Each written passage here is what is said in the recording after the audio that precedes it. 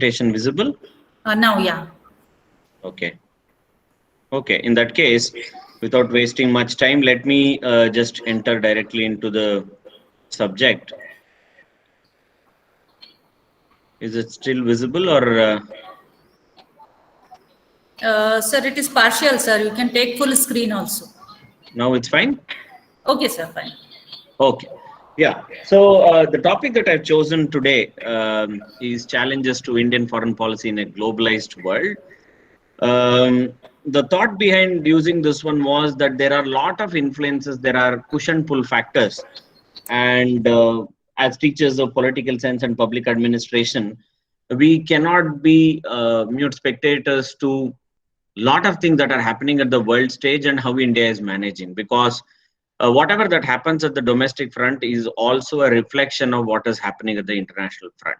How India manages that one, from image building to foreign policy conduct, in everything there is one or the other way around.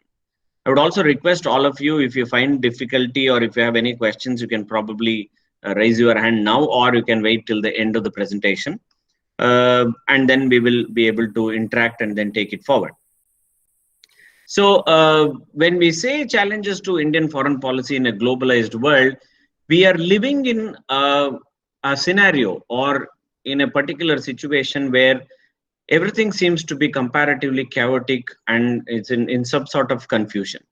When I say this one, you can just remember what's happening for the last 3 days. If you just have a look at, from every local television to local newspaper to international channels, everywhere there is something that is rocking, that is the Taliban issue. I think each one of us are feeling for them, each one of us are bleeding for them, just trying to look at the amount of pain that they are going through, the anxiety that they are going through. Overnight, I was just listening to CNN and I was seeing one of them making a report of taking in C-17, taking around 600, 650 people. And the usage of the word was taking the Afghan refugees. See, in a matter of few minutes, from citizens, Afghan citizens become Afghan refugees. You know, that dynamic is international relations that we are living in. That dynamic is a problem that we are living in international relations itself. Long ago, people said that we live in a world of anarchy. When they said anarchy, it was essentially to say there is no world government. But now it looks like we are going towards the real meaning or the literature meaning of the word anarchy, where there is nobody who's able to do anything. People are asking questions, where is the UN? People are asking questions, where in that case is what you say, United Nations Security Council? What are all the big brothers doing? What are the countries that had spoken about humanity to everything? What are they up to? Who is responsible for all these things is a question that on the one hand scholars are debating with. On the other hand, people are also making fun and then they're trying to look at and say, see what has happened. The United States came to replace Taliban. Finally, they have installed Taliban and then they are leaving. So you find satirical posts on the one hand, you also feel empathetic about these individuals who are there. It is in this context that I say, in a globalized world, when you are a globalized world, everything gets globalized. Weaponization gets globalized, violence gets globalized, cooperation gets globalized, everything gets globalized, and globalization cannot be stopped at any one point or one space. That means more and more complications, more and more issues. It's not that in the past there were no issues before we got globalized, but after globalization, I think there are greater responsibilities, at the same time greater risks that are involved. On the one hand, globalization gives you an ambition to go more and more on your foreign policy front and then engage with the world, but at the same time, same amount of responsibility, same amount of challenges are also thrown, which we can say probably on the traditional front, also on the non-traditional front. Both the sides, we continue to have them. Now, this is my format of presentation. We'll look at a small component with a brief introduction followed by understanding what is national interest in foreign policy, factors shaping India's foreign policy from Kautilya to Modi. We will look at, because these have repercussions in looking at the present day foreign policy challenges.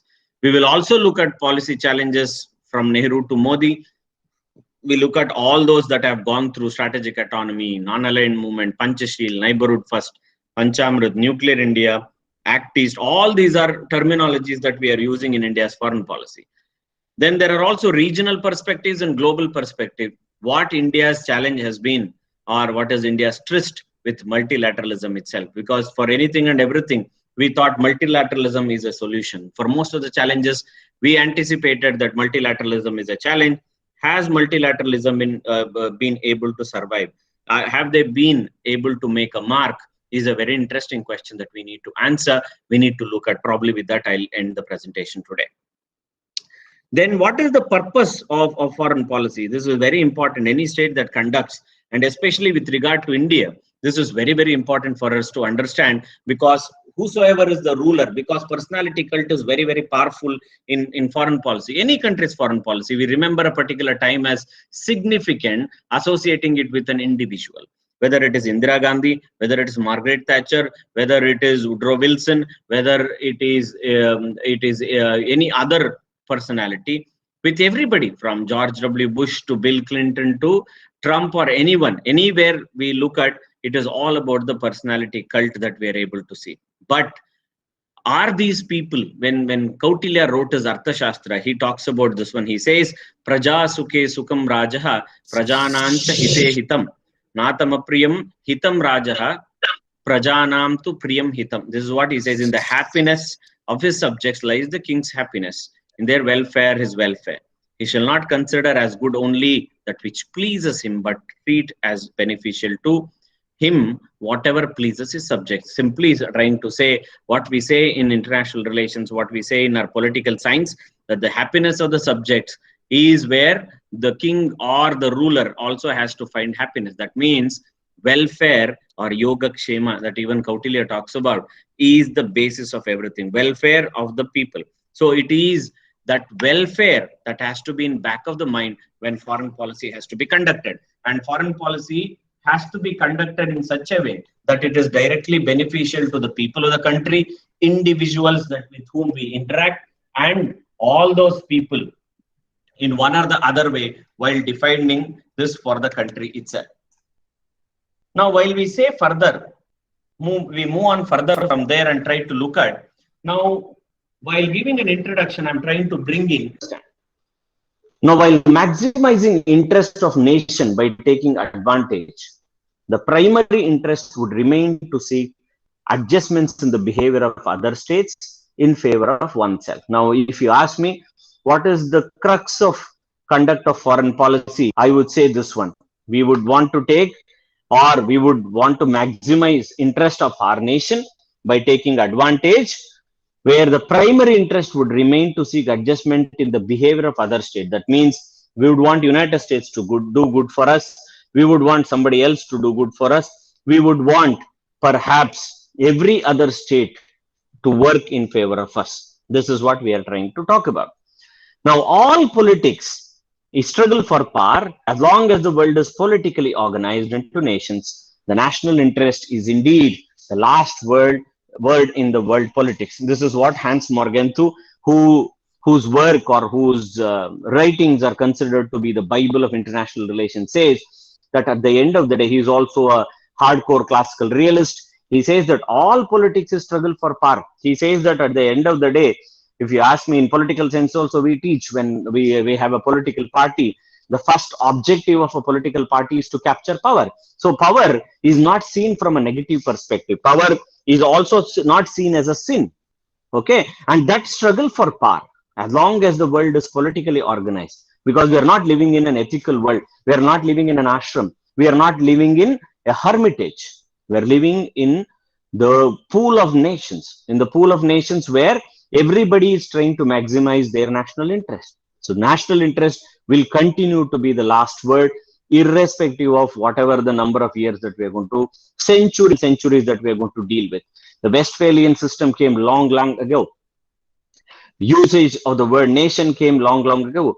But nation and state are continuing to be a major focal concept, where nation continues to be a cultural terminology, state continues to be a legal terminology. So the state system that we have today is largely mix of both the idea of nation and the state. So there, national interest becomes very, very primordial. Now, Lord Palmerston says that we have no eternal allies and we have no eternal enemies. While conduct of foreign policy, the leaders need to remember that neither we have permanent or eternal allies. That means permanent friends. There are no permanent enemies. There are only permanent interests, and that interest is what will make us to fall in line and do certain things. And if anybody gets emotional, or anybody in the way of doing this one gets emotional about their job in conduct of foreign policy, they say perhaps then we will be in problems. That's way you don't know. Today somebody is your friend in international relations. Tomorrow they might not be your friends.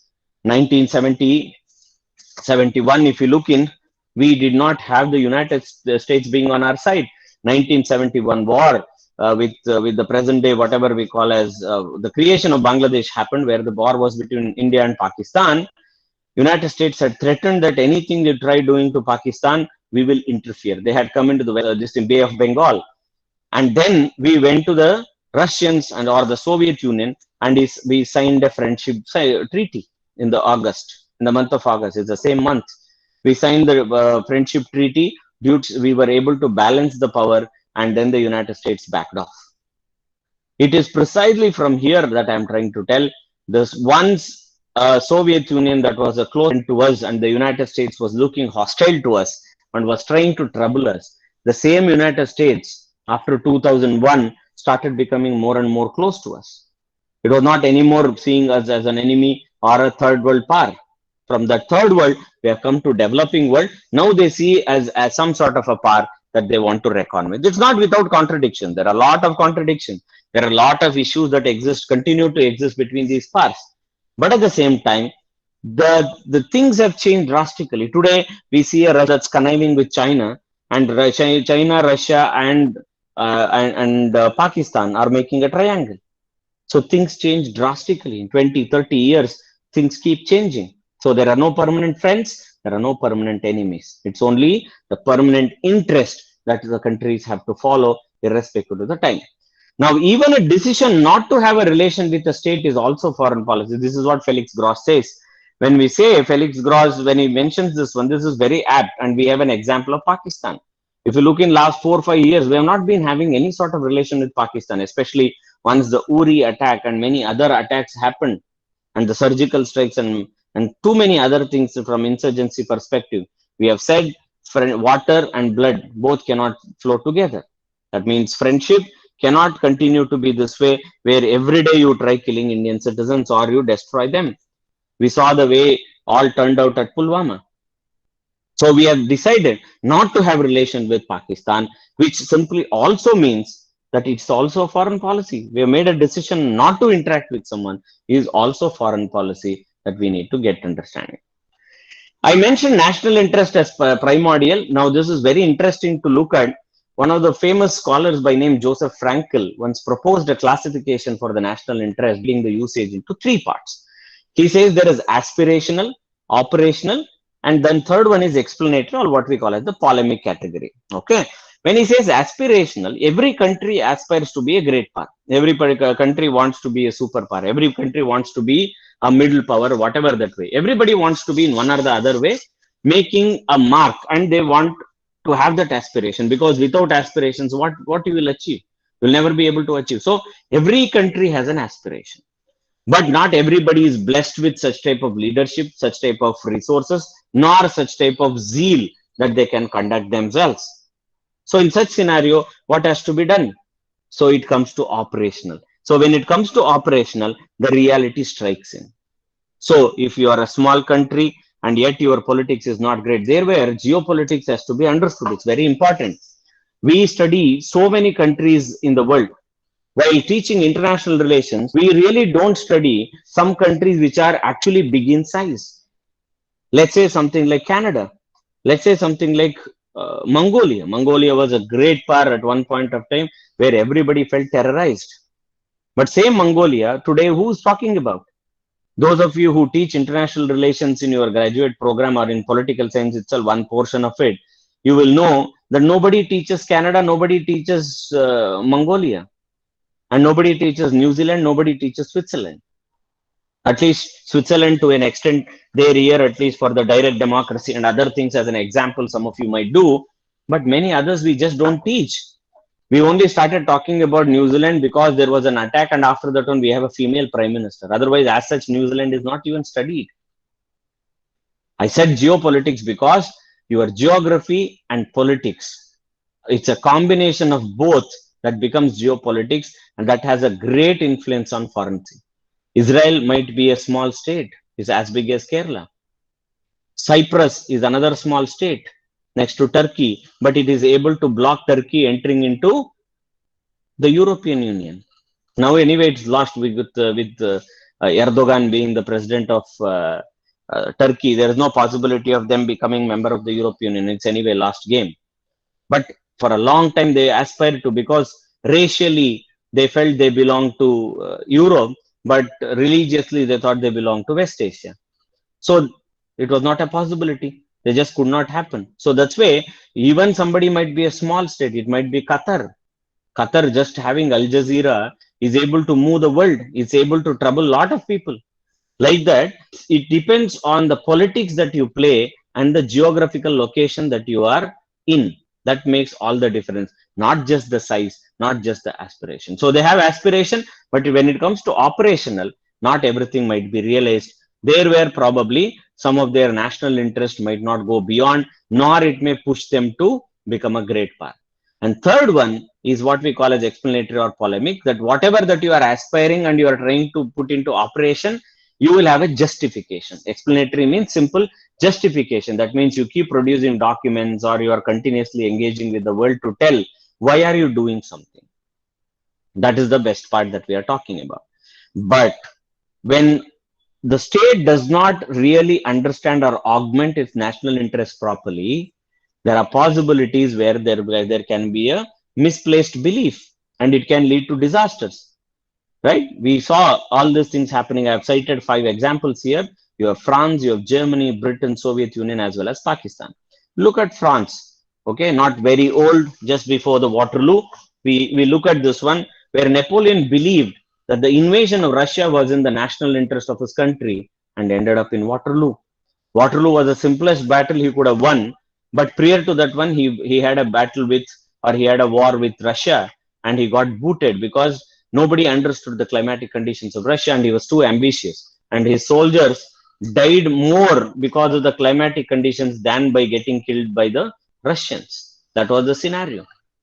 It misplaced national interest. There was never a necessity for Napoleon to go and capture. He was already a conqueror. He was a hailed king. He had so much of glory. Everything was left in the drain. It was all gone with Waterloo. Germany, right? Just prior to the Second World War, he had an understanding with Russia, then the Soviet Union with Joseph Stalin. He had an understanding and agreement that they will not attack each other and they will also share Poland.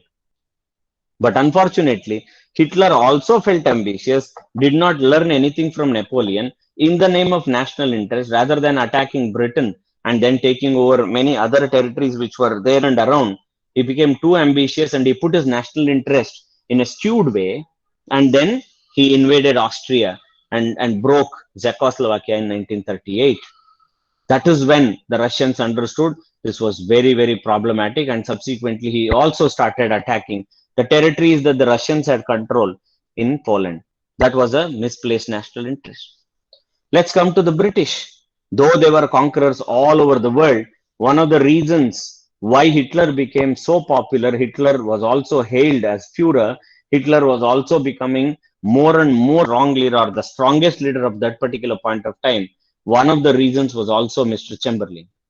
Because when there was an issue that had to be dealt with in one of the territories of Czechoslovakia, Chamberlain gave in for Hitler, and he feared that there will be a war and something has to be done. And Austria, Hungary, all these issues were coming up one after the other. He traveled all the way to meet Hitler, and then he also made an agreement with him. Suddenly, Hitler felt that he was now an accepted leader. A colonial master like Britain was going behind them. This was one of the best things that you would see here. Okay, that was a missed national interest, which gave lot of what you say importance to both Hitler as well as Mussolini.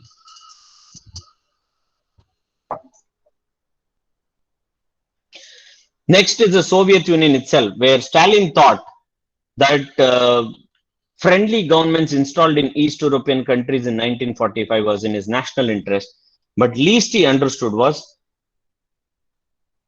that it would bite him back. That means he was trying to chew, or he was trying to take more than what he could chew. That means he brought in so many countries under the name of Soviet Union, and many of them were not interested. It led into such a problem, finally resulting in what we call as the collapse of the Soviet Union. This was all because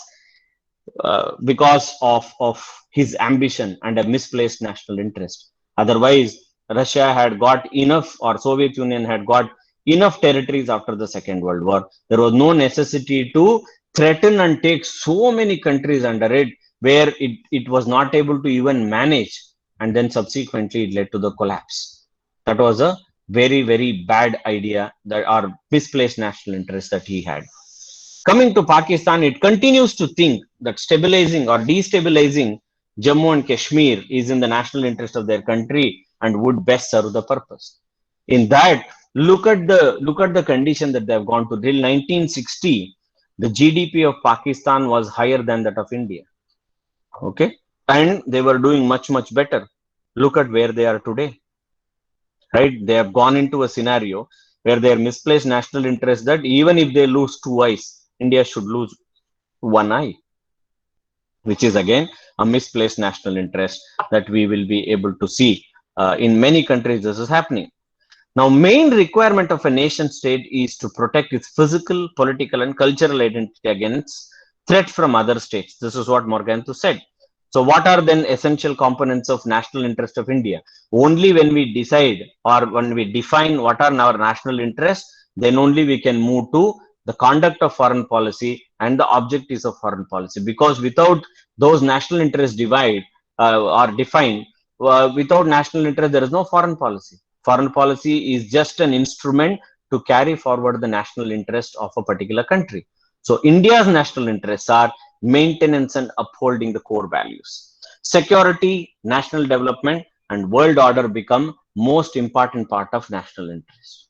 Okay, first is the core value. When I say core value, that means the preamble of the Constitution. Whatever is there in the preamble of the Constitution, that has to be guarded and upheld, without which there is no possibility of survival itself. That is a very, very important aspect.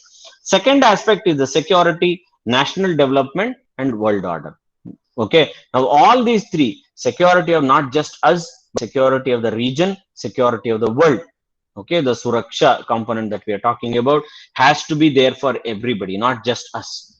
Because if our neighborhood is not securitized, let's say there is a security issue in Afghanistan, India is threatened here.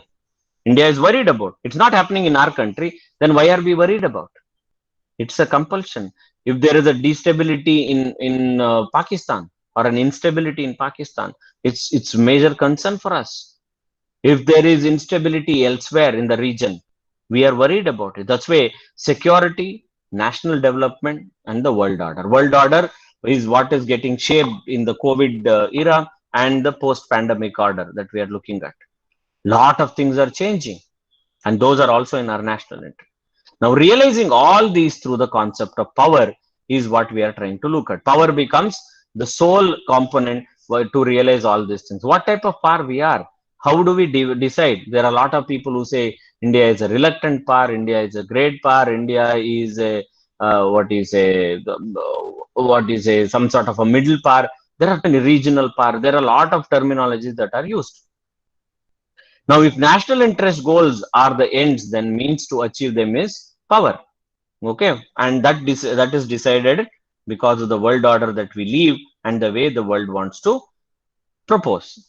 Now, if you look at what are the factors that are shaping India's foreign policy from Kautilya to Modi, India is a civilizational state. There are only two civilizational states as of now. We have one is India, other one is China. Rest all the great civilizations are not anymore the same. They've all changed. They've changed in shape to everything has changed there. These are the only two states who continue to be there and who are continuing to make sure. But India's component is also, India is a non-aggressor. Whether you look at Southeast Asia, if you look at whether it is the times of the Chalukyas or the Cheras and the Pandyas, all this time India was a maritime power. We have gone up till Southeast Asia. Okay. In none of these places you will ever find India being called as an aggressor. In fact, the present day Kandahar, which has been occupied by Taliban today, was also controlled at one point of time by Kanishka, a Buddhist ruler. He had his capital in Amritsar and his extension was there till Kandahar. That's why in Kandahar you see so many Burmese Buddhist statues. Buddhism was taken by Kanishka to all these places. But none of the textbooks in Afghanistan ever say that Indians were invaders. Now that is the strength of a civilizational state that has remained that way. Kautilya and his predecessors, if you look in, there are a lot of things that he has spoken from Saptanga, that is the 7 elements, and Shakti, that is power, and also he talks about certain upayas. Okay, I'm not dealing on that particular part because again it will take its own sweet time. I don't want to do that one. Now, idealist approach of Ashoka is very, very important for us because it is precisely from here that we started looking at how India's foreign policy has to be. It is a very, very important component that we need to remember, because he after a war that he went into, embraced Buddhism and then subsequently wanted it to be Dharma Vijaya. That means those of them who think that I'm powerful enough, they should be the ones who should call, or those of the people they should be surrendering themselves or trying to be with Ashoka and then continue. That is the approach he gave. So that idealism was enshrined even when we became an independent state. That's why Ashoka Chakra continues to inspire us, continues to keep us in one or the other way, not to break that one. That's why I said Kanishka to Cholas, Kandahar to Southeast Asia, right? In Southeast Asia, from Ramayana to lot of things are there. But in none of these places, I can tell you, there are issues or there are in such type of scenarios where people would talk or people would say that Indians were aggressors. There was only one instance in the 10th century or somewhere around 10th or 11th century where I think near Sumatra there was an attack on the convoy. At that particular point of time, they spoke back or they made in an effort to suppress some of those people who tried fighting against the maritime component that was happening with regard to India and Southeast Asia. Apart from that, we really don't see anything like that. Now, foreign rulers, if you look in from Turku colonizers, lot of people came in. On the one hand, they added value to us. They added lot of things to our own culture. So we became an amalgamation of culture, which is visible even today when we talk about how India conducts its foreign policy. You just cannot give up.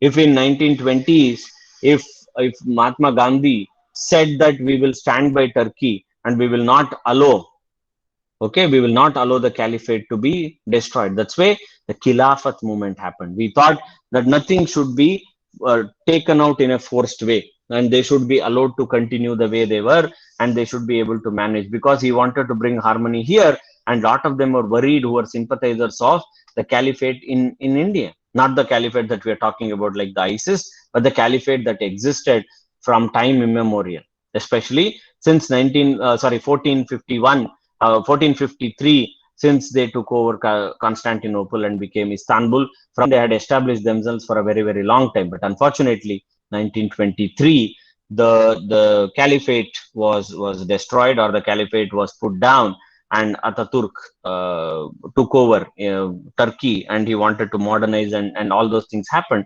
But that's how we have been sympathetic to them, that they had ruled us once, they have been here, and we should do that one. On the other hand, the other factors are other people who have been very, very influential are Gandhi, Patel, and Nehru. Now, these three individuals, if Gandhi was a philosophical strength, you had Patel, who was a realist, and Nehru was an idealist. Okay, the Gandhi's philosophy, Patel's pragmatism and Nehru's idealism. When you say pragmatism and idealism can come together, you will find a unique thing that can come, because if anything in extreme is a problematic one. If Patel being, let's say, pragmatist, he would want only result based one. There are possibilities that people may see we are aggressors. Okay, the way he dealt with Hyderabad, Junagadh, Jammu and Kashmir, all those things, people may simply say that he was an aggressor. Probably that should not be the image that India would have. But on the other hand, you have someone like Nehru who would want to go on the idealist way, where even in your own neighborhood, somebody was planning to attack you and finish you off. You were still telling that they are like our brothers. They will never ever do that one to us. That is another extreme line that we would have probably pressed, which was also not good for India's national interest. So a mix of both were very, very influential when we look at whether in the process of foreign policy, the way it got molded immediately after the after the independence. Now, this is what I was talking about, Kautilya's comment that we are trying to talk about, which is called as the Saptanga. For any country's conduct of foreign policy, these are very, very important. This was given way back in the BC, that in the before Christ era, but even today it's applicable. The first one is called as the Swamin, which is called as the political leadership. That means the one who is a prime minister. So you require an inspired leadership that has to be there. Without that inspiration, without somebody leading from the front, without someone having that sort of a knowledge, there is no possibility of what is a country being steered. I told you international relations also moves heavily, or foreign policy is dependent on what we call as the personality cult. And here, whether we agree or not, that leadership is very, very important. It has to be inspiring one. It also has to have a governing body. That means our council of ministers. The prime minister alone cannot do everything. He has to be equally and ably aided by a set of ministers who are called as the Amatyas, or the governing body that we talk about. The council of ministers also should be good enough, and they should be intelligent and educated enough to understand how governance functions, how they can aid, how they can help the political leader. Then followed by the territory, which is also called and the people, which is also called as Janapada and or Rashtra. Now, Janapada, if you just have a huge and humongous population which is useless, that means which is of no help to the nation, what do we do with that population? You require a population that can inspire generations to come. You require a population that is skilled. You require a population that can make your country rich, that can make your country prosperous. Okay. Now I'll take the other way around. If you have good Janapada, if you have good human resource, from them you can pick and choose a good set of people who are council of ministers. From the council of ministers, good set of council of ministers, somebody who stands out extraordinary will end up becoming a Swamin, that is the political leadership in the form of a prime minister. So it's well connected between the three. Only when these three are in sync, they are a triangle, then there will be a better governing or better foreign policy that we can expect. The next one is Kosha, which is also called as the economy. For a conduct of foreign policy and a country to rise, your economy has to be functioning well. Only when your economy is functioning well, people will respect you. After we embraced globalization, lot of countries started interacting, lot of foreign direct investment started coming in, and it started booming. We started stabilizing from bankruptcy in 1991. And P.V. Narasimha Rao, along with Manmohan Singh, saved this country. Otherwise, it would have been disastrous. Then the next component is infrastructure. Now, without infrastructure, you can't invite investment. Okay, we have a problem where we start institutions or we start things first, and then we think of infrastructure. If you have infrastructure, naturally people will be attracted to come and work. But unfortunately, we think of the basic capital or the first capital that has to be invested, and we are worried about not thinking that even beg, borrow, or steal. First you invest, and then subsequently people will come in.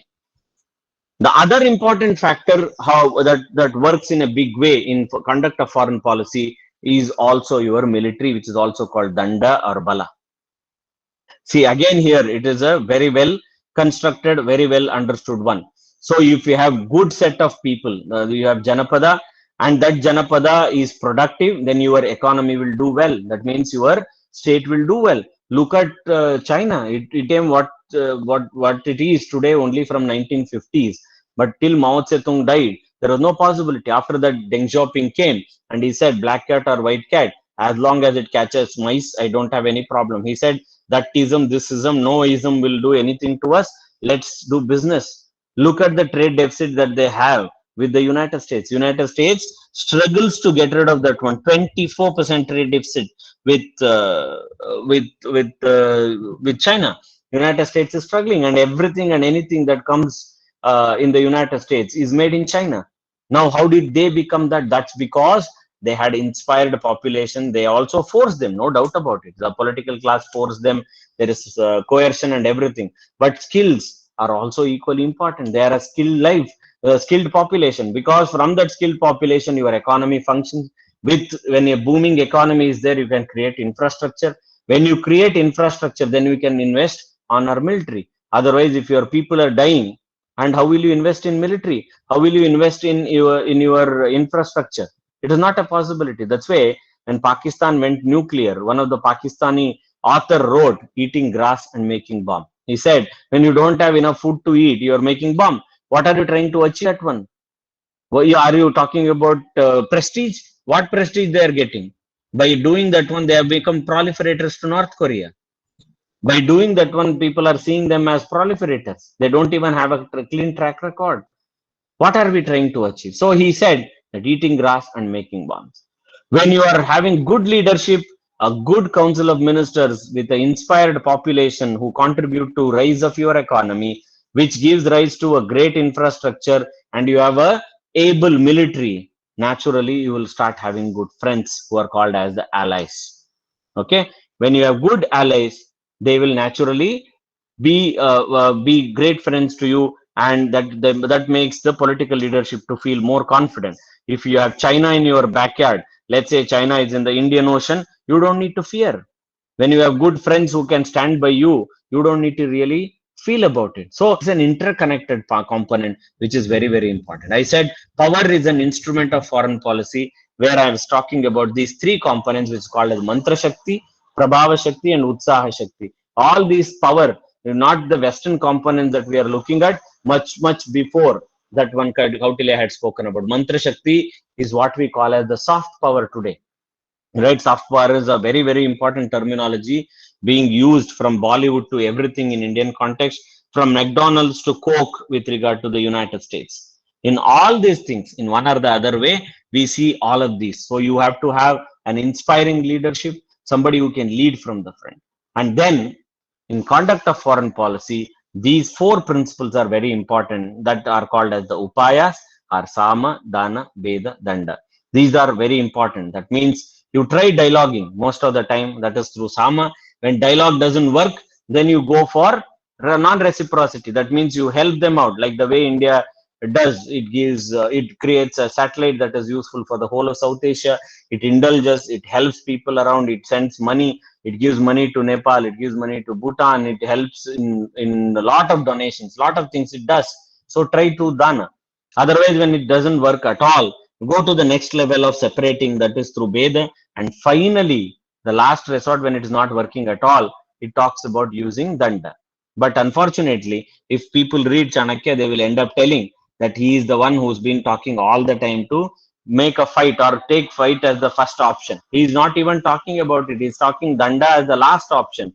And he's telling all the first three methods, which are peaceful methods. And that has to be implemented in foreign policy. But we will look at what has been the case and how we are working about it. Now, what have been India's foreign policy challenges and orientations? If you look in, India has always been struggling to look at where to find our strategic autonomy. That means we don't want to be buckling under somebody else's influence. In one or the other way, we want to be the best and we want to be independent. That means we neither want to be dictated by the United States nor dictated by the Soviet Union or present day Russia. We don't want to be dictated by anybody for that matter. We will take our own decisions. That means the idea of sovereignty being expressed through in foreign policy. Then we came into non-aligned movement, which was very, very important at some point of time. After that one, today people are talking that NAM is irrelevant. Nobody is talking about. It was only during the Cold War.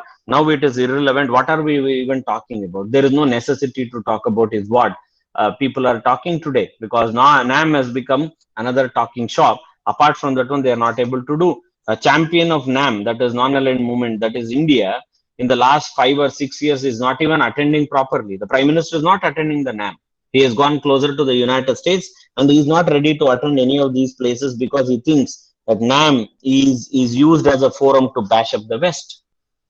Panchashil, anyway, Panchashil was a great idea that was derived from Buddhism, and he wanted, Mr. Nehru wanted it to be implemented to the Indian context and India-China's context. But unfortunately, in 1962, we were booted out by the Chinese, and then that defeat has not gone from our mind even today. We're still struggling with China. When they occupied Tibet, we gave them, in 1959, when the Chinese occupied Tibet, we gave political asylum to the Tibetans, due to which it felt irritated and it got angry, and 1962 it punished us. 1959, those of you who are from Karnataka, you will know the first place is Baipe, where the rehabilitation happened. We gave them political asylum. Even today, there is never an issue between the local community and outsiders. We have been taking care of them. India is not a party to the 1951 Convention of the Refugees or the 1961 protocol, but we have been exemplary with regard to having refugees. Even the other day, India has opened up. There were some propagation saying that only the Hindus and the Sikhs will be, but now it has opened up to anybody and everybody to come in. That is what we have been trying to do with regard to Afghanistan.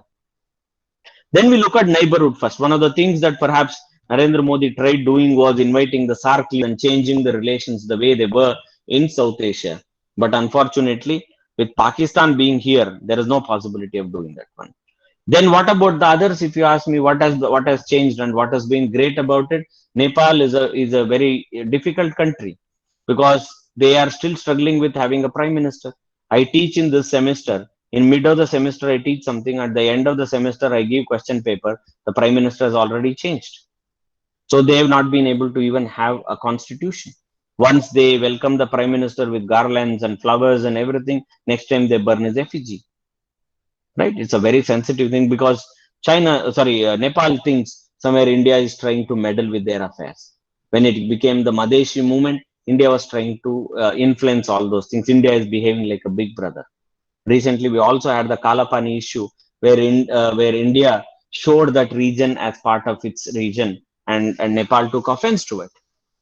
In the neighborhood, first we are struggling, but we don't have control over their power, their politics, and the perception. That is very, very important because your neighbor will never be happy with whatever you do good to them. They will always be jealous of you. How long you will keep appeasing them? What all you can do? Perhaps till 2001, Khaleda Zia was in power, and when she was in power, and in the term that went up till almost 2005, she was close to the Islamist groups, and there was no possibility of having peace at all. We were having a two-front issue: one side Pakistan, other side Bangladesh. But in 2009, Sheikh Hasina came, and she understood the value of India, and because India had supported her father Sheikh Mujibur Rahman, she was able to do good for India. She controlled the amount of insurgency that was happening in the Northeast, and then subsequently from Assam. All those fellows were moving into Assam and Manipur. They were all moving into Bangladesh. She completely controlled that one. She started handing over the insurgent leaders. On the other hand, she also curbed on some of the extremist groups. See, today, India and Bangladesh really don't have major issue. Even when there was a real issue of the Rohingyas who were moving from Myanmar, we were still able to manage. So, and we have even exchanged enclaves with Bangladesh. We have been able to do well. Of late, Bangladesh has not been speaking against India. If you have observed last at least 10 to 12 years, India and Bangladesh relations have improved drastically. Sri Lanka, again a complicated place where there is a lot of power struggle, and each of the time they think differently. They have gone very close to China, and in 2015 when Rajapaksa lost it, he ended up blaming India's RAW for being responsible for that. But if you ask evidences, they just don't have evidences to speak about. But then subsequently, Mahinda Rajapaksa's brother, Gotabaya Rajapaksa, became the president of Sri Lanka. After that one, now Mahinda Rajapaksa has come back, Now they have something called as the India First policy. My friend, Mr. Jayanta Kulamage, is the foreign secretary there. And they say India First means we will not harm India. Though they have gone very close to China. They've given Hambantota port. There are a lot of other things. But when it comes to the issue between India and Sri Lanka, the Tamil issue becomes very, very sensitive. We would want Article 13 to be implemented there, but who are we to interfere in their domestic issues? We tried doing that one in 1987 with the Indian peacekeeping forces landing there, and we lost a prime minister, Mr. Rajiv Gandhi. So, if you try doing anything to them, there will be a repercussion. If you don't do, then they will say India is not even a regional power. It's a very tricky situation, very difficult to manage. So even we say neighborhood first, and they don't see us as neighbor, and then we have to be first. It's very difficult. Now, if you blame that India is a big brother because of its geography and the size, then nobody can help it. Now we can't do anything with regard to the geography. We can't break them into few pieces and then say, no, we are small and be happy with us. There is difficulty with regard to. So India has replaced Panchashil with Panchamrit. What is that? Samman, Samvad, Samriddhi, Suraksha, Sanskriti, Evam, Sabhyata. This is what it's talking. Dignity, dialogue, shared prosperity. All of you are aware, the teachers of public administration as well as political science, the concept of enlightened national interest being spoken by Aristotle. Okay, shared prosperity is nothing but enlightened national interest. Otherwise, it's crude realist national interest, where you say, I want to grow, I want to prosper. That is one very crude looking at. Whereas on the other hand, you think of others also, that they also have to grow. When we came up with a South Asian satellite through ISRO, we wanted to help out Bangladesh. We wanted to help out all these lower riparian states. Bangladesh is a lower riparian state which is prone to floods, which is prone to lot of what is a hurricane and many other things. So we wanted to do that one. If India wanted to, India could have used for itself. We are trying to do that one because we expect shared prosperity. We would want to. India took initiative as well. When the COVID broke, we wanted to create a COVID fund and we wanted to help them out. We have sent vaccinations across to all those people. Least imagining, we thought that was a vaccine diplomacy, but least we thought India itself will be hit so badly. After that one, we will not have vaccination here. But that's how diplomacy is, because vaccination is not just prepared by one country. There are so many other things that are associated with. The lab and the tests have happened in UK, and they have shared the formula with one of the companies in India. And then there are somebody else who has supplied certain things that are required to make a vaccination. If we bring in vaccine nationalism, saying that only for our people will not give, that's not going to be working in foreign policy. If those people who prepare medicines in their own countries, let's say they have scientific advancement and they are preparing, what if they also say tomorrow that we will not give vaccination? What will be our condition? Now we are using Sputnik, which is from Russia. What if Russia would have said that we are not sending any vaccination to India? So that methodological nationalism or trying to bring vaccine nationalism is very, very dangerous. So India is into shared prosperity. Suraksha is regional and global security. On this front, I think India has major challenge with regard to globalization. On the one hand, India tries to use terrorism as a tool to go closer to other countries, to tell, let's fight that together. But unfortunately, how do you really fight? There are difficulties with regard to that part also. You have difficulties in terms of, if you go close to fight, let's say you join the war on terror or something like that, terrorist organizations will target you also, and there is no guarantee that others will join you. These are the issues that we have to face. We have issues of the refugees coming in from elsewhere. We have issues of terrorism. We have issues of insurgency. We have issues of many other separatist movements. All these are major challenges to India's foreign policy, while we are worried about regional as well as global security. We want to be part of supporting India's greatest contribution is towards the UN peacekeeping forces. No other country has contributed so much, but least we speak about it. Because India is concerned, India wants to contribute to the global security, but it knows that it is a challenge to its foreign policy. It cannot stretch itself beyond a particular point. And in that global security, we will also include climate and environmental security. Since the Paris Protocol, India has taken a proactive measure, but with that measure, it also comes in as a major problem. let us say all those countries who are developed already, they have already reached a particular position, and then we are not even given a chance to go till there. And already they are telling you carbon emission there, carbon emission here, industries there, industries here. They are trying to control us. But India thought that whether we accept or not, climate change is going to affect us. Environmental security is going to be a major concern. It committed saying that, okay, even if it's going to hurt our economy, but in long term, it's going to help human security, it's going to help the people when there are less floods, when there are less other natural calamities. That means we will survive. Otherwise, every other day you see cloud blast, you see earthquake happening, you see sudden floods, flash floods, lot of things that are happening. It's all because of the reaction of the climate change and environmental security. And that's a major challenge India has to face in a globalized world where you just don't take care of only yourself. You also have to work for others. That means when you create a fund for climate change negotiations, for climate change mitigation, you also have to contribute in a big way, not just yourself.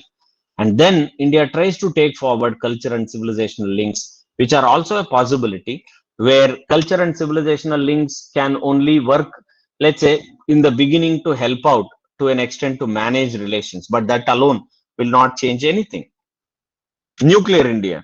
Now, nuclear is a challenge. On the one hand, nuclear disarmament is very important, but India would always say, I'm okay with it. Let's get rid of the nuclear weapons and everything. But what about those people? I hardly have 150 or 170 or 200. Look at United States and look at Russia. They have 5,600, 6,000 nuclear weapons and warheads and nuclear warheads, and they are not trying to do anything. Mr. Obama spoke in one of the speeches in Europe, just by uttering that we will be going for nuclear disarmament, and I have great urge for the United States to do it, he got Nobel Peace Prize. Not a single weapon was put down. Not a single weapon went out of inventory. If these two together contribute more than 11,000 or 12,000, closer to 12,000 nuclear weapons, asking somebody at 170 or 190 or even 200 nuclear weapons is disastrous. So India says, I'm absolutely committed. This is a foreign policy challenge, but I'm committed given that those of them who have greater than us should lead from the front, and superpowers and great powers should lead from the front, and India will follow. Without doubt, India will be able to follow. So nuclear disarmament and then arms control. Arms control is not going to happen for the simple reason that's a challenge, because there is something called as a security dilemma. By seeing China, India buys more and more weapons. By looking the United States, China buys more weapons. By looking at India, Pakistan tries buying more weapons. So it's an unending chain, action reaction cycle.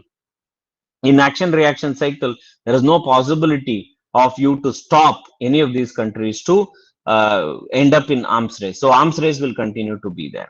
The next other challenge is from the Act East policy. We were moved from Look East to Act East. We looked for a long time and Act East. For the Act East, you need to develop your northeastern part. Without northeastern part, which is a gateway for India's foreign policy, how will you conduct your Act East policy? That means how will you engage with ASEAN states? But the ASEAN states, even if India wants to engage heavily, they are torn between India and China. China is too powerful, way powerful with regard to its relation with Southeast Asian nations. All the economies of many of these Southeast Asian nations are controlled by the Chinese population. Chinese are very, very powerful. How do you really deal with them? How do you manage them?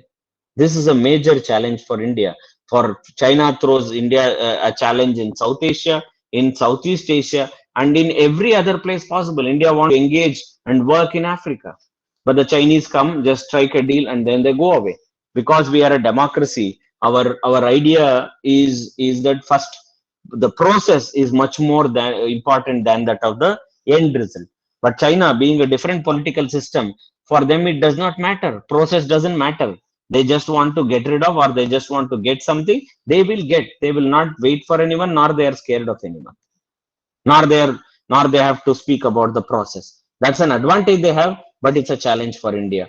How do you really engage your people? How do you really manage them is a major case of concern that you need to work about.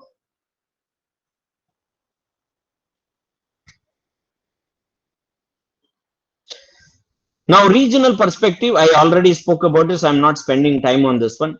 Now, in the global perspective for India, this is a very important component that we need to remember. One is there is an internal debate about country's future rooted in the belief that it is emerging as a major power. We think ourselves as a major power and then we want to do something.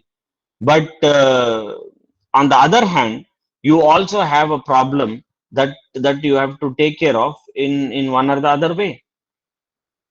Okay, which is that as with major power comes major responsibility, right? With them in one or the other way, you have to deal with. If you don't deal with, it's going to be a problem. Okay, with power comes responsibility is an idea that we are talking about. Now, the idea of India, second, that's another very important component India has to guard in it has a global perspective on foreign policy. Now, political leadership has been much more cautious with regard to the idea of India now. Wherever you are talking about, they will show your back to you. They will talk about it and say, look at what is happening in your internal condition, a domestic condition. There are lynchings, mob lynchings, these, everything, lot of things are happening. How do you really deal with that one? With that idea of India being destroyed, what are you trying to project? Is going to be a problem. Then changes in India's self-perception and goal. Over a period of time, India is also changing its own self-perception. Initially, it thought it just wants to be a normative power. It wants to contribute ethically and morally. But now it has gone beyond that killer level. It is not anymore living in that sort of condition. Now it is an ambitious power. Now it wants to achieve a lot of things. It wants to be a great power. And there where it is becoming a different sort of an institution altogether. A harder hard power, a harder soft power. That's what we are talking about. Now, hard power and soft power are not two two things that are in contradiction. They both are complementary to each other. And India is trying to balance both. To how much it can do, we don't know. There is a mismatch between its ambitions to be a regional and a world leader. That's a problem. At the regional level, you are still not accepted. At the regional level, lot of countries in the neighborhood have issues with you. In South Asia itself, they have an issue with you. But your aspiration is to become a world leader. How does that happen is very, very important. And that's a major challenge in a globalized world. Now, this is my last part of what I'm trying to deal with in this particular segment. It's called as India's tryst with multilateralism. Now, this is my own writings. I've done this in several of my publications.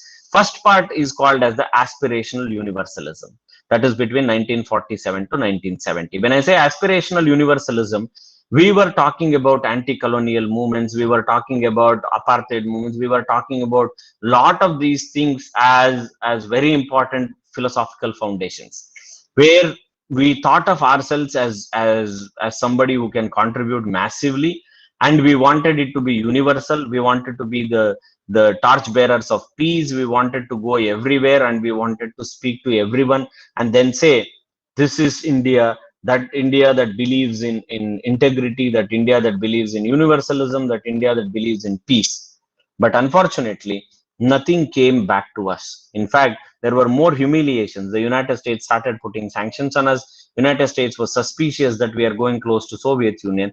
Until Stalin's death, even the Soviet Union did not believe India. It thought that we were going close to the Americans. We wanted to be in the mid path. We did not want to put all our eggs in the same basket. We had our own strategy, but that strategy was not accepted by everyone. There were limitations on that strategy as well.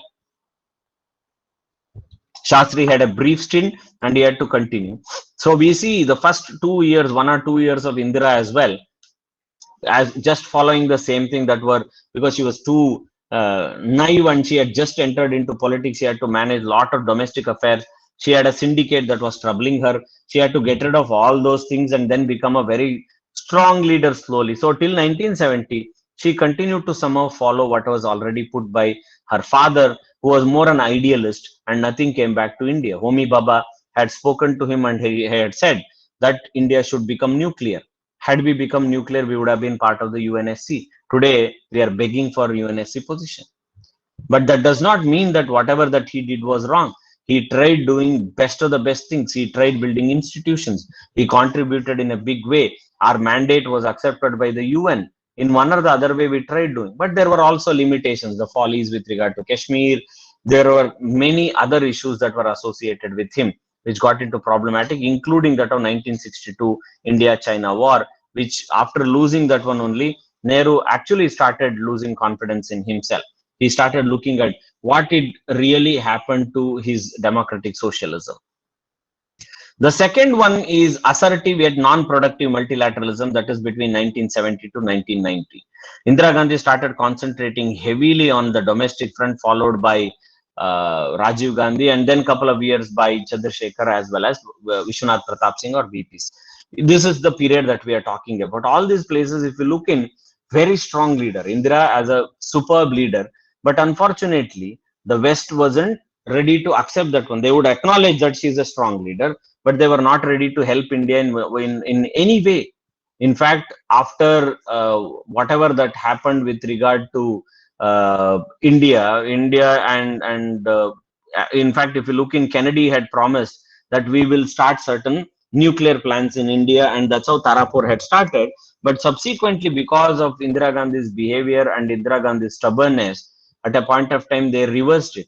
So when Lyndon Johnson came, he said, I'm not going to help India in whichever way, because there was an abrupt end to Kennedy and Lyndon Johnson came in the United States. He said he's not going to support India or anything of that sort. In fact, he even shut down the operations that were supposed to happen. And India tried nuclear explosion in 1974. After that one, sanctions were put, all these projects were held back.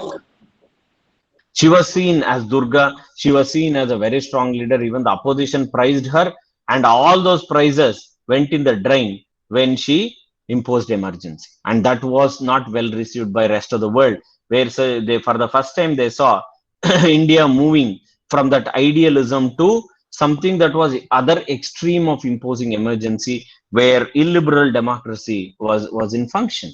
This also affected India's image. And here, she wanted to be in every other forum possible, but in return, nothing came. That's why it is an assertive portion of India's politics and India's foreign policy, but yet non-productive. Nothing came back to us. We had all the investments only from ourselves, but at the international level, nothing happened. 1991 to 1999, this is starting with P.V. Narasimha Rao, who took up India's leadership at a very, very critical juncture. When there were no great outcomes of it, yet he took up and he steered everything. Though then in between, after his tenure in 1995, we had continuous flop shows in one or the other way. We had too many leaders changing. We had I.K. Gujral coming in. We had Deve Gowda. We had Vajpayee for 13 days, 13 months, and then finally he got a full this thing. What is the term? That is till 2004. But at least till 1999, whatever that happened till the Kargil, it was enlightened multilateralism, because we had just entered into globalization and we had opened up ourselves. Narasimha Rao had given a 1.5 decade plan, which others were just continuing. So this is a time when we started realizing the potential of India's foreign policy, rather than getting struck with ideology, rather than getting struck at certain things that would not bring back anything. When 1962 happened, none of the members of the NAM ever even condemned China. When 1971 happened, 1974 happened, all these times, no leaders ever stood with us. 1999, Kargil conflict happened. Nobody helped us. It was Israel that helped us with the censors. Nobody else helped us. Then what we see between 2000 to 2004 is more of reluctant multilateralism. India was entering everywhere. India was trying to engage everywhere, but it was very, very reluctant. You talk about multilateralism, you look at what is it, climate change, we were saying no, not acceptable. We go to WTO agreements, we would say no to none of those things. You talk about every other multilateral forum, India was seen as a spoiler. India was seen as somebody who's bargaining too much. Maybe that's in our blood, it's in our DNA, but it was expressed too much. So we were a reluctant multilateral scenario we had.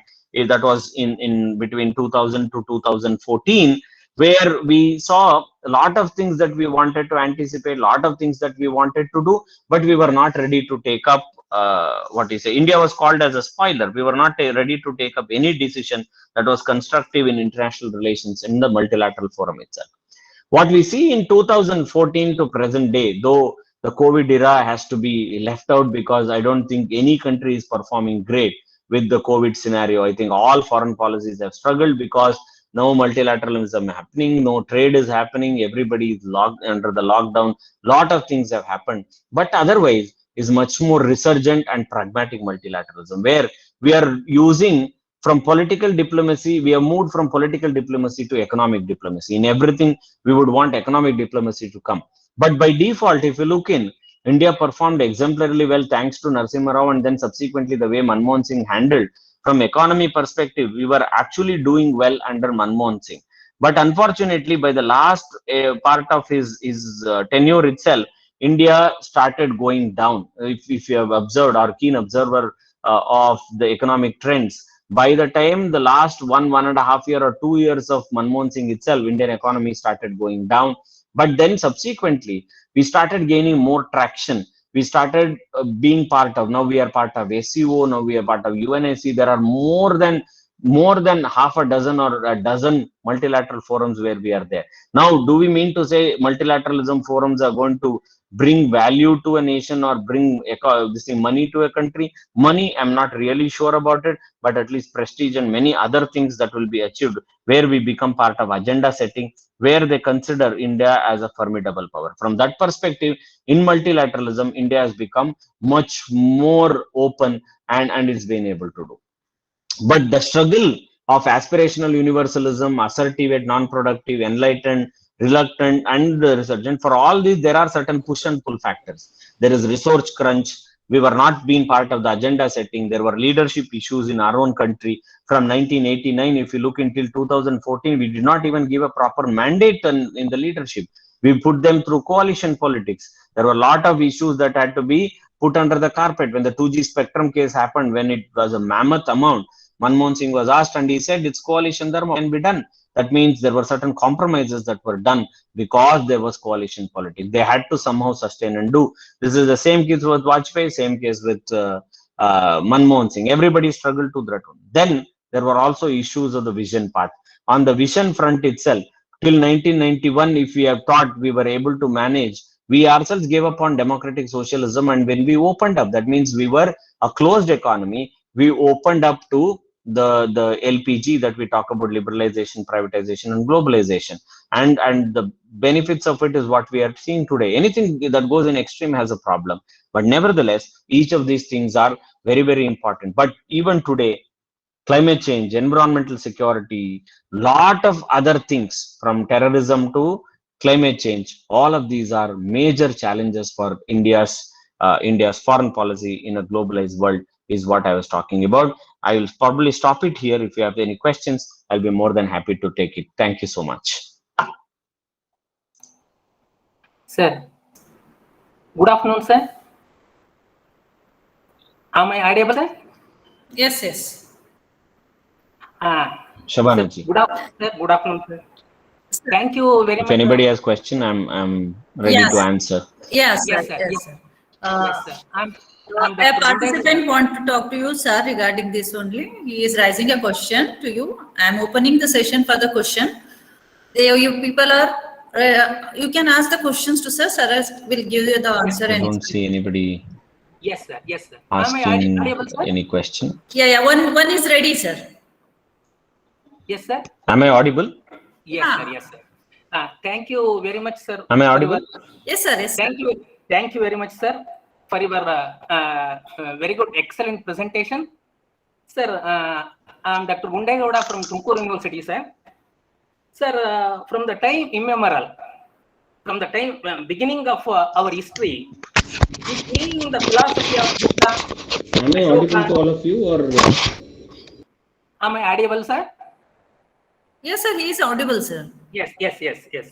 So we respect, we believe in the philosophy of Bhagavan Buddha, Ashoka, and the Ahimsa of Mahatma Gandhi ji. Sir, can we preserve our national interest from this idealistic approach in this geopolitical scenario? Because the day before or in these 3 days, there is an issue in Afghanistan, and there are many issues in our neighboring states. So in this situation, So can we develop the military strength in the nuclear strength from our for the protection of our national interests, sir? See, there is a possibility. On the one hand, Yes. We were clear from the beginning that we will not have our boots on ground with regard to Afghanistan, because we felt somewhere it may simply go wrong, and we may end up like that of, let's say, like that of United States. But at the same time, we were concerned. That's why I mentioned that we were able to help them with hospitals, to a lot of things that we have done for them. That's an important component. But at the same time, by preserving the values and other things, one of the ways is that if we have to be on that front also, I can narrate you with a small story. It's like there was a monk there was an individual who wanted to become a monk, and then he became very realistic about his understanding, and then he walked up to a saint somewhere, and then he said he would want to be very peaceful. He doesn't want to trouble anyone, and everybody thinks himself as very problematic. Okay, it was a snake. So the snake went up to the monk and said that it wants to keep quiet and it wants to become a saint. Then the monk said, yes, you can become, please go ahead. And then after a point of time, it came and children were playing around. Everybody thought, okay, there is a snake, and they were scared initially. After that, slowly they started going closer to it. It did not do anything. After a point of time, they took it for granted that it's not doing anything. They started pulling, they started hitting, throwing, all sorts of things they started doing. The snake got hurt. It came back to the monk and it asked, you told me that be non-violent, don't do anything. See what has happened to me. All over body, I have got blood and wounds. Then the monk said, I told you not to bite, but I did not tell you not to make the noise. At least make that noise of hiss that will scare people and keep them away. So, talking ourselves that we are completely non-violent and we will not have any wherewithal with regard to military and other things is not practical probably in the present day world order. We need to be armed enough, but whether to use that against someone or not is our discretion. I think there where the reality comes in. That's why India's, if you look at India's record, is impeccable with regard to nuclear. We went nuclear in 1998, 99. But till today, India has not proliferated. India hasn't used it. India is not threatening anyone. Have you ever seen India threatening anyone in and around saying that I'll use nuclear bomb? But the Pakistanis are doing regularly. We have a nuclear weapon. We have a nuclear weapon. India is not doing it because India doesn't feel the value in doing that one. That's why you can be armed with weapons, but with that weapons, you don't need to threaten. At times, those weapons are also weapons of prestige. They bring value to you. After India became nuclear, only United States started respecting us. But we haven't used. In fact, United States has used in Hiroshima and Nagasaki. We haven't used. That's my answer. Yes, sir. Thank you, sir. Thank you. Basavaraj. Basavaraj, please go ahead. I think he has raised his hand. Yes, sir. Basavaraj, sir. You have to unmute yourself.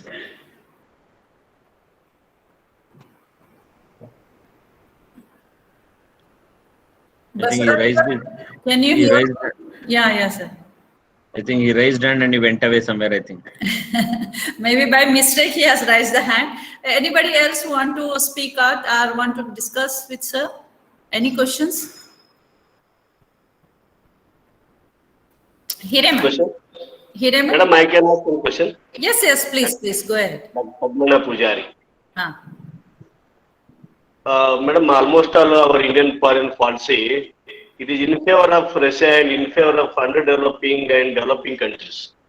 But recently, in the Modi era, our foreign policy is moving towards rightist like American policy.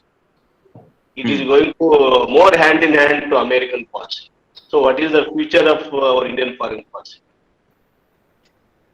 If we have to, if I have to answer you in one line, the future is in your hand. 2024 is coming. Yes, So you can decide the future whether you want to put a break to that one or you want it to be continuing. That's the Yes, first sir. answer.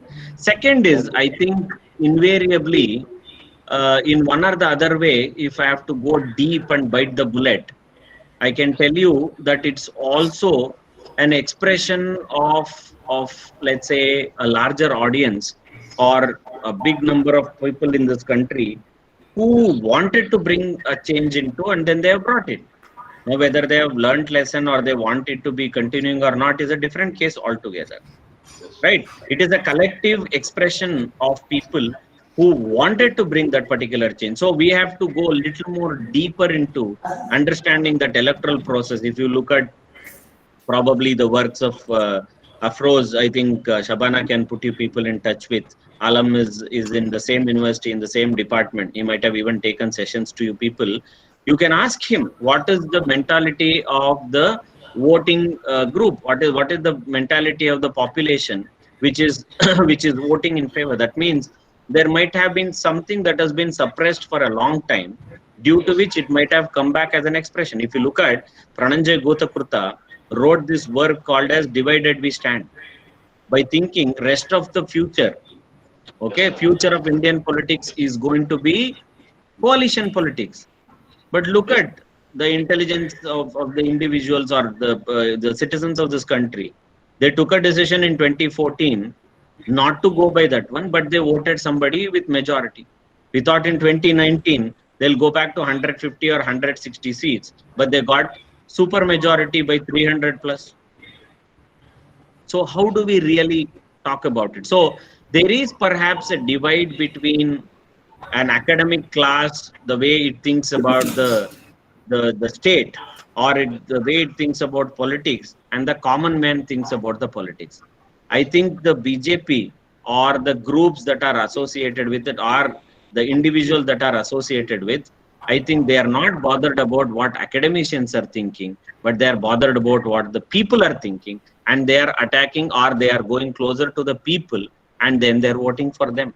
That's why it is a difficult scenario for us to say. Even we don't want it to happen. It is the citizens, or it is the citizens of this They country are who have misusing media powers. They are misusing media opinions. Media is going to in favor of. Media is also equally divided. You have a set of media that is continuously opposing everything that the government is Very doing. less, very less. You have other set of media which is promoting and which is in support of everything that the government is doing. You have equal number on both the sides. In our Karnataka, sir, especially. In our Karnataka, especially, media is 99% in favor of rightist groups. I want to interpret a little. Yes, that is true that not only in Karnataka, everywhere the media is playing its role in both the side. Anybody else? Last question. Sorry. Yes, Hireman. Thank you very much for your insightful presentation, sir. So my question is, you have said that foreign policy of any country is always guided by its national interest. In a changed scenario in Afghanistan, how do you explain, or how do you foresee the role India need to play in Afghanistan? Whether India need to recognize the Taliban regime or opposite? Okay, see, whether India wants to or not, it has to deal with it. One, because there are a lot of stakes for India with regard to this particular region. Second, we don't want that state to feel antagonized. Whether we want or not, Taliban is not going to go. Let us be very clear about it. The countries have started recognizing them. Secondly, Taliban itself is telling that it's not going to be the same Taliban that it was probably between 96 to 2001. Now they have learned lessons and they want to just be like maybe Saudi Arabia, or for that matter, even Bahrain or Qatar or even UAE. What they're trying to say is that in these places also there is strict implementation of Sharia, and they are trying to do that one. We will also do that way, but you can accept us. Why are you seeing only as a terrorist organization? See us also as a political organization. So if they are going to have a president, they are going to have a state, then the question of whether it is Taliban or not doesn't come. Then immediately it becomes India-Afghanistan relationship. Whosoever is going to take over the position of the president. Rather than complicating it based on the ideological party, if the United States claiming democratic credentials can go close to Saudi Arabia and become cozy, what is wrong in India actually conducting its business and just foreign policy, not bothering anything about? I think if we go against and speak against and then try making it problematic, I think they will make it more worse for us. Though it is a Pakistan occupied Kashmir, we have 24 kilometers of border with Afghanistan as well. So, and they are capable of doing anything if they really want to. So rather than complicating that one, it is better that you allow that it to happen in flow. You may not immediately start anything, allow it to take its own time. Rest other powers also can do. And then subsequently, if it has to be dealt, it has to be dealt. That's all. So far, they haven't destroyed our embassy. So far, they have not done anything. Last 2-3 days, there is no rampage or killing or anything of that sort that is happening. So that itself means they are ready to be little different than what they have been elsewhere. See, at least in Kabul, they will be much more decent.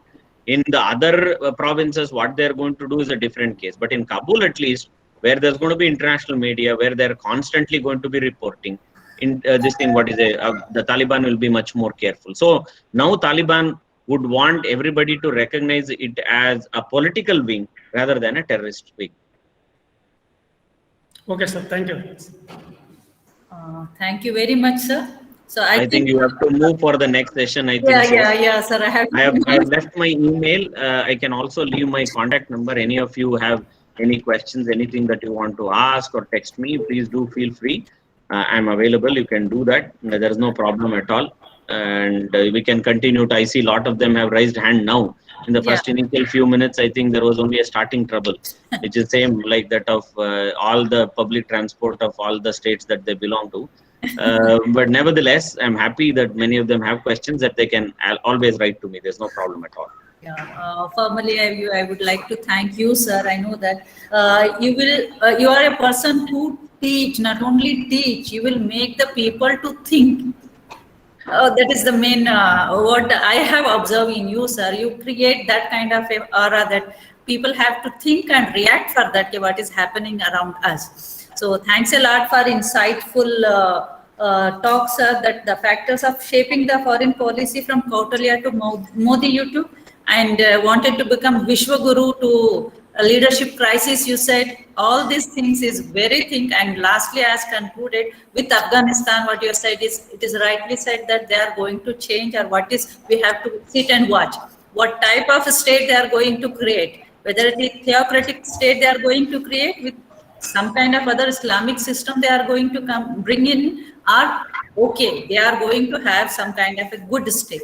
So thanks a lot for providing insightful things, sir. Thank you very much, sir. Thank you. Take care. Bye-bye. And dear participant, I'm happy that you people were very attentive and you are raising the hands for asking questions and all those things. And we will take a 5 minutes break and we will join again. Do we? You want to continue? Okay, ma'am. We'll have break. You want a break? Yeah. By seeing your faces mentally, I think that you need a break now. You take within 5 minutes, you come back, right? Thank you. I will be online only.